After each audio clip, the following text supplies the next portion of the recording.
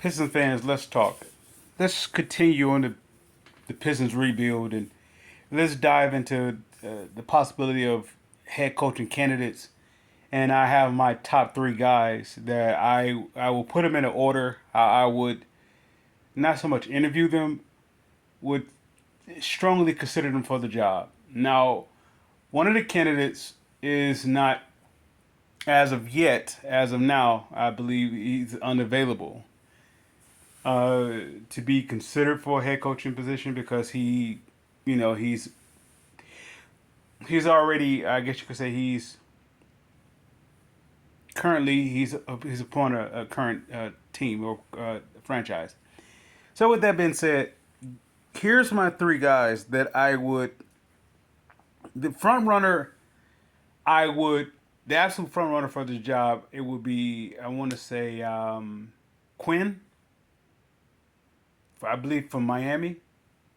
From Miami Heat. I don't know if he is. I know he was assistant there up under Spokestrom, I believe, and if I'm not mistaken, I believe he has the Pistons have accessible to be an interview for the job. So I would Chris Quinn, I believe that's his name.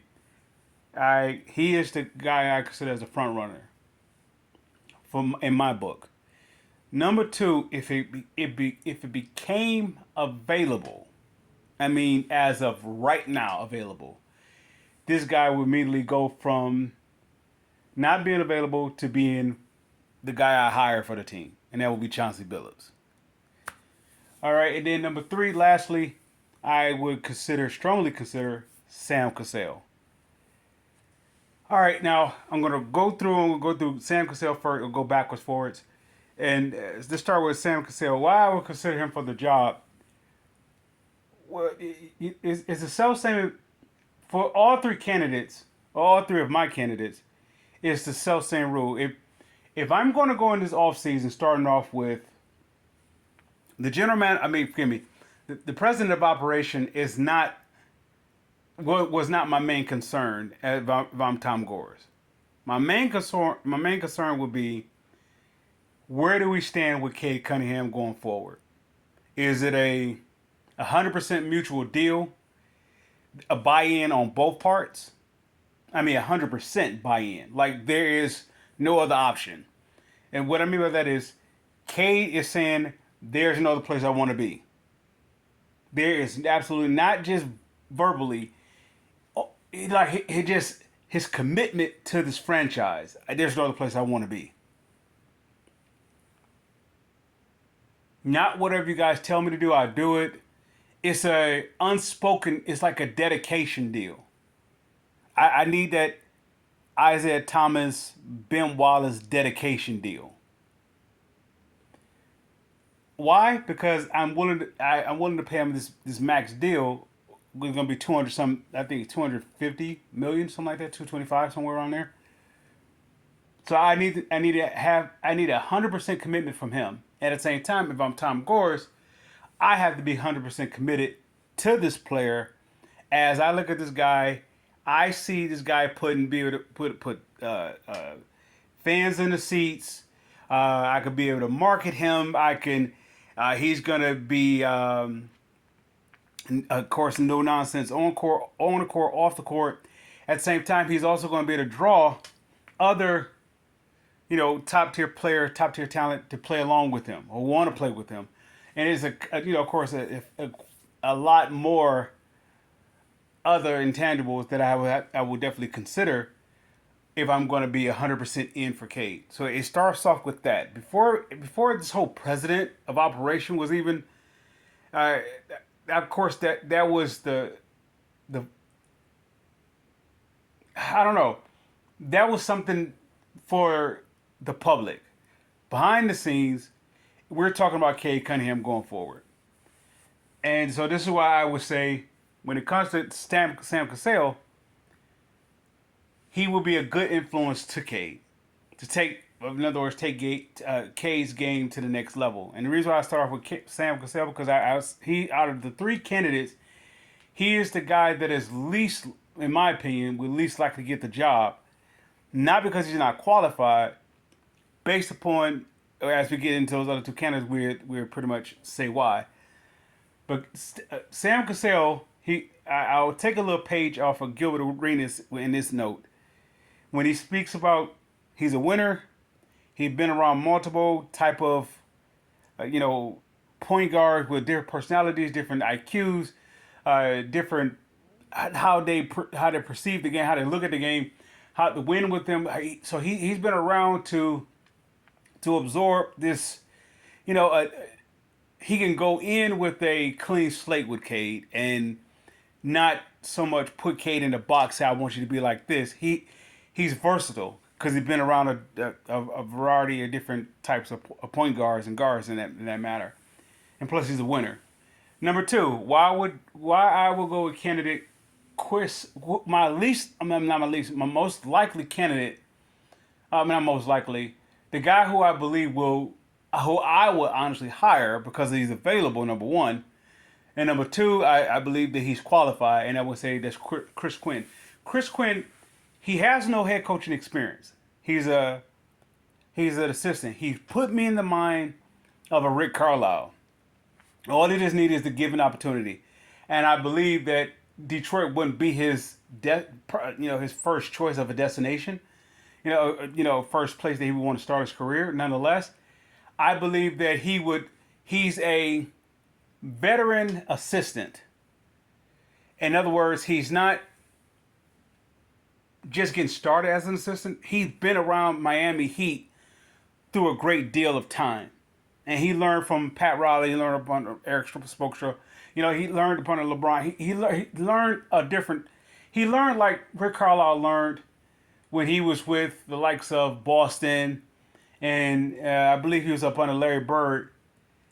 Boston, of course, as a player, but Larry Bird up under Indiana as one of his head assistants. So I take Chris Quinn as a strong possibility because I believe he is Trajan Langdon-esque on the court. He is that guy on the court. And what I mean by that, he could draw it up on the board where he's a blend of youth and experience as well as a veteran winner. So I'll give him the leg up. Lastly, is my candidate is Chauncey Billups, who I believe is right now. He currently is with the Portland Trailblazers as a head coach. If I'm not mistaken.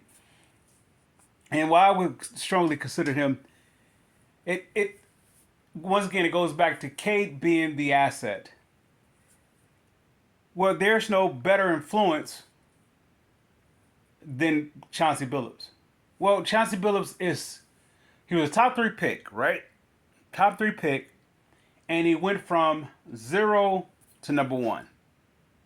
He went from, or we could say he went from 100 to number 1. He's a Ben Wallace-esque type. And the reason why I would strongly consider him, well, if I'm going to rebuild this franchise, there's no better way to do it, in my opinion, than someone who was there, who started the franchise.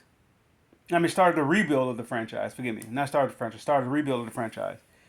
Don't get me wrong. He was a year before the team was already in motion. Nonetheless, this team didn't take off until Chauncey Billups was solidified. There's no shot against Dana Barros, Chucky Atkins, and even Damon Jones. There's no shot against that. Chauncey Billups was like all those 3 in one. So they allow you to keep a Chucky Atkins on your bench, and then it also allow you to, get extra help elsewhere. Chauncey Billups, for Cade's sake, is like putting LeBron James in his office. And like in front office. It's like you can't, the amount of knowledge and experience that Chauncey Billups have. I'm talking about from being the worst player, which is an often injured player that's thrown from team to team to being in the Hall of Fame. right? That you can't get better than that, other than not being drafted, such as like Ben Wallace going to the Hall of Fame. Number two, he knows this city like the back of his hand. What I mean by that, he knows what it's going to take to bring the life back into the fans. He knows what it takes going to bring the life back into the players. He The downside to Chauncey Billups, whereas two, once he's currently employed by Portland Trailblazers. Number two, I can't see Tom Gores hiring him. Why? Because Tom Gores is trying to make his own. I don't know. He's trying to do his own thing outside of Bill Davidson. So I can't see him bringing in anything close to that to Bill Davidson. I can't. I Joe Dumars was there at the very beginning of the sale and that sort of deal. When they was going through that thing with Mrs. Davidson when she was selling the team, and I think Joe Dumars was part of. I don't know if he was I don't know if he was some kind of advisor to Tom Gores at the time. Nonetheless, I outside of that, give me something that Tom Gores of the old Pistons, Bill Davidson, that's still a part of this team now. Other than the banners, other than the success, give me something.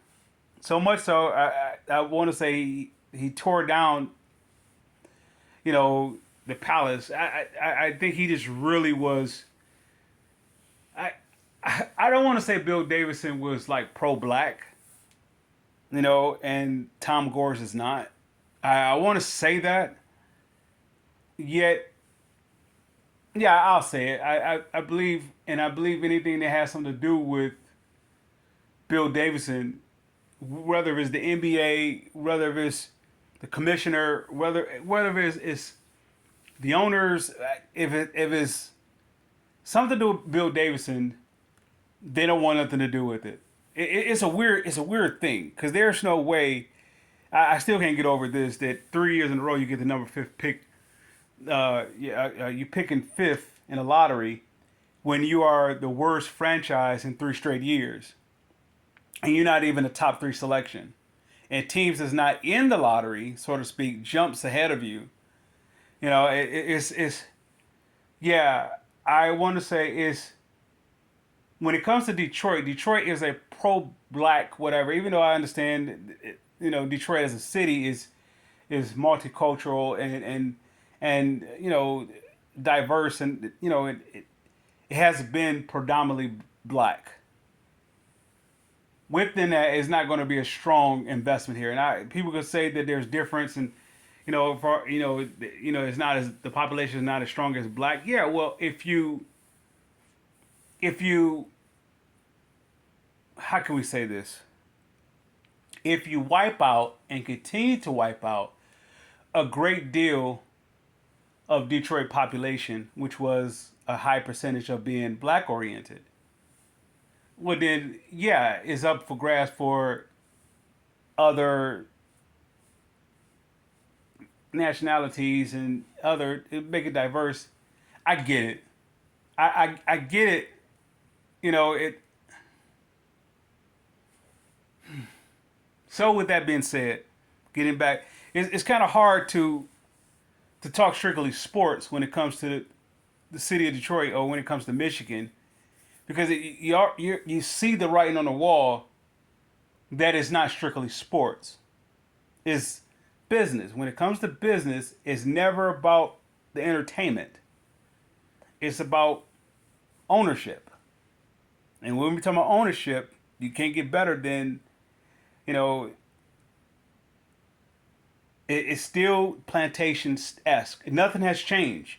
Regardless, it's 2024, all of its 1930s, 1920s. Nothing has changed. It's still the same. So, getting back to the sports aspect of it, there's no way that I can see Tom Gores hiring Chauncey Billups. Number one, which we stated. Then number two,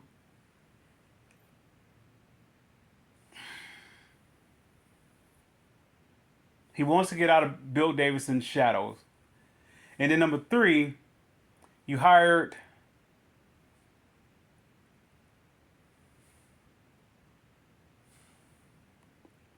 Troy Weaver and Monty Williams. That alone tells me you wouldn't hire Chauncey Billups. And then of course number four, when Chauncey Billups gave his when he was raising his banner, and he told Tom Gores, that he has a lot of work. He gave a huge salute to Bill Davidson, and he said you have a lot of shoes to follow as a owner. He has a lot of work to do. I don't. There's no way I can ever see Chauncey Billups ever being a head coach here. But by far, if he was available, he is the top candidate. No matter of fact, he's not even the top candidate. He's hired instantly. And since he's unavailable, my guy who I will endorse the most, I want to say Chris Quinn. I believe that his first name is Chris Quinn, but I know it's Mr. Quinn. I will hire him because he put me in the mind of a X's and O's guy. When I look at Trajan, I look at an X's and O's guy. It's somebody who's structured, if you will.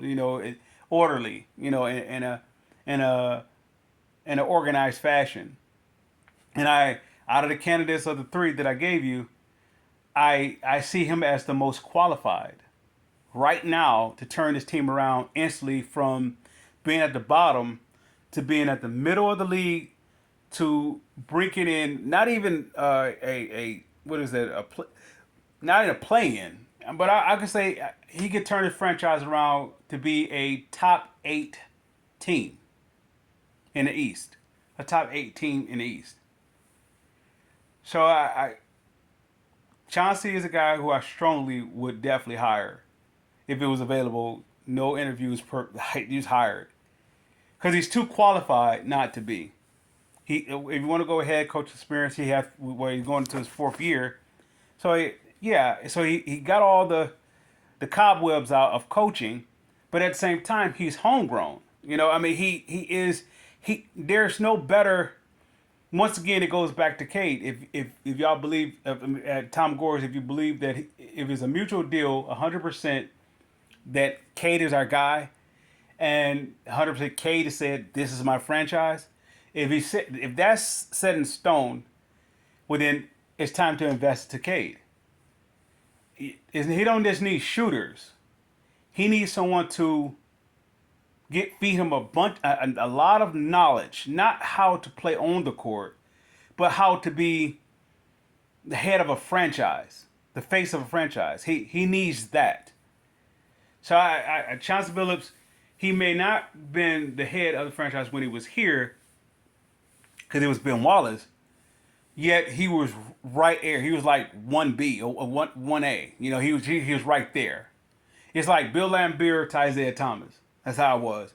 So if Isaiah Thomas left, Bill Laimbeer would have been definitely the guy to keep everything still in the same pecking order. When Ben left, the team was still afloat up under Chauncey. So he is the guy that I would say. But once you got rid of Chauncey, everything fell apart. That was it. So Chauncey is the guy, if he was available. Sam Cassell, he's qualified. I just don't see the Detroit connection there. Hiring him would be hiring like Flip Saunders or Doug Collins. And that meant you got guys who are good at what they do, yet they're just not from here. From here, it's bigger than just say I'm drafted here or I got a contract here. From here is that you know what it takes to get past adversity, to deal with adversity, and how to elevate the adversity, away, get rid of it. You know how that Sam Cassell, I don't consider him that type of guy. Chris Quinn is the guy who I strongly got. He's the front runner now in my book, and then I would say Yes, if he's available, I would say him. But then, if Chauncey Billups becomes available, he's the guy I will hire. But as you guys heard me say, there's no way I could see them doing so. With that being said, I when it comes to sports, yeah, I hear not commentators. I hear those who may have gripe against politics or religion inside of sports. Could they say that's not reality? Well, sports itself is not reality. It is not reality. That it's something get thrown around when it deals with sports. They say these are grown men. That they're not grown men. They're kids. They're kids.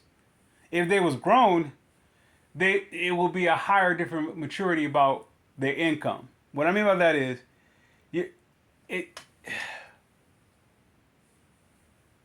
go back to, let's say, the 70s, right? And you say these men coming into the league that was like 18, 19, or 20. It was not really possible unless they came in straight out of high school, per se. Other than that, they was 1 or 2 years in college. But not just that, they had mothers and fathers, or they had really serious, serious, serious responsibilities. It was no government help. It was serious, serious, serious responsibility. Now it's like it's a it's a league that is not really. You could be 21, 25, and you're still not mature as a 19, 20-year-old of the 70s. You could be a 25-year-old in a league now, and you're still not matured all the way around maturity, as well as it would have been a 19 or 20-year-old coming into the league in the 70s. So the league, sports itself can never be strictly what it is. There's too much money involved, or money is involved. That is why it couldn't be what it is. So it becomes it becomes a it becomes exactly what it is, entertainment. So when it comes to entertainment, it's not about wins and losses. It's about entertaining those who's invested heavily into this entertainment. It's about entertaining them. So I basketball or all sports in that matter is weird because it maybe it never was. Yet when I grew up watching the sports, let's say in the likes of the '80s, it the '80s was great for basketball. It was great for basketball. Yet another strong decade that was good for basketball, I would say the '90s. The '90s. '80s and '90s was like two great decades of basketball. I mean, look what was being showcased in the '80s and the '90s. Look what's constantly being showcased in the '90s. I mean, when you turn on the television set, you see Kevin Garnett, you see Tim Duncan, you see Allen Iverson, you see Kobe Bryant, you see Vince Carter, you see, I don't know, man. You see Steve Nash, you see Dirk Nowitzki, you see a plethora of just, I want to say, inspiration. There was always somebody on somebody's team that was going to inspire you differently than the next. Okay, you have two guys coming in the same year. Let's say you have Stephon Marbury and you have Allen Iverson. Roughly around about the same height, not the same player per se, but they approached it urbanly the same way. Nonetheless, each one gave a different style. I didn't see Stephon Marbury and Allen Iverson. I didn't see Allen Iverson inside Stephon Marbury. Now, if you look at it, the league now, which goes back to the whole maturity of it all, everybody's like somebody else. Everybody's like somebody else. There is no imagination. That goes to like some of the maturity. Nobody really wants to be their own. Everybody's a duplicate. It's a duplication. But when it comes to the Pistons as a franchise, Detroit never mimicked anybody. When he came to the Pistons franchise, Isaiah Thomas was not a Magic Johnson, nor was he a Larry Bird. He was his own individual. And, if, I want to end off with this. I'm going to rank my point guards and top 5 point guards of all time. Top 5 point guards of all time. Number 1, Isaiah Thomas. Number 2, Magic Johnson. Number 3, Penny Hardaway. Number 4, I would say. Number 4, Oscar Robertson. And number 5, I would like to say Jason Kidd. That's my top 5 point guards. Stephen Curry, outside of him shooting threes, there is nothing there. Outside him shooting threes, you could say he revolutionized the game. I can care less about that because nobody's saying that about Dr. J. You know, nobody's saying that he's better than Michael Jordan, and he revolutionized the game. So why can you say that Steph Curry is better than Isaiah Thomas because I just there's no Steph Curry is not a top 5 point guard. He is not there is absolutely no way with those 4 other guys that I named, no, for those 5 other guys that I named, that he would beat them. His team, Golden State, would beat their team. There's no way he's going to beat Oscar Robertson and Kareem. There's no way he's going to do it. There's no way he was going to beat Magic and Kareem. He's not going to do it. There's no way he's going to beat Isaiah Thomas and the Bad Boys. Not going to happen. And there's no way he's going to beat Penny Hardaway and Shaq. There's no way he's going to do it. So and Jason Kidd, I would say, and Jason Kidd with the likes of, if you were to put Jason Kidd with New Jersey Nets, there's no way he's going to beat them. No way he's going to beat them. So I'm going to say Steph Curry maybe 6th or 7th point guard of all time, and I want to say 7th, maybe even 8th. Don't get me wrong. Outside of all the 3-point shooting, what else is there?